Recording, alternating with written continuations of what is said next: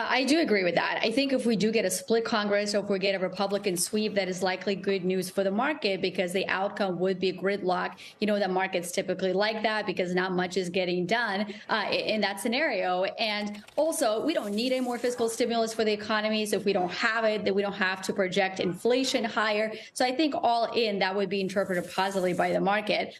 And also you've got the election stats, the midterm election stats, and how the market performs after that. That's on your side as well. The typical rally into year end could be up to 10% going back to the midterm years, going back to 1974. So I think there's definitely some optimism around the midterms that's lifting us higher here.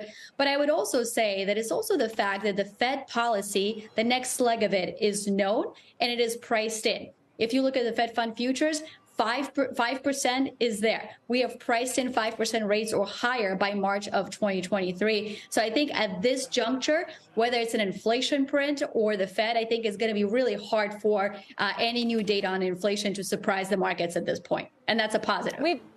The only thing is we've said that before. We every time we think we've priced in peak hawkishness, we get more surprising, sticky inflation numbers, more hawkish rhetoric from the Fed, including Fed Chair Powell himself, that rates have to go even higher, better numbers on the economy. I mean, all these things, but better jobs numbers.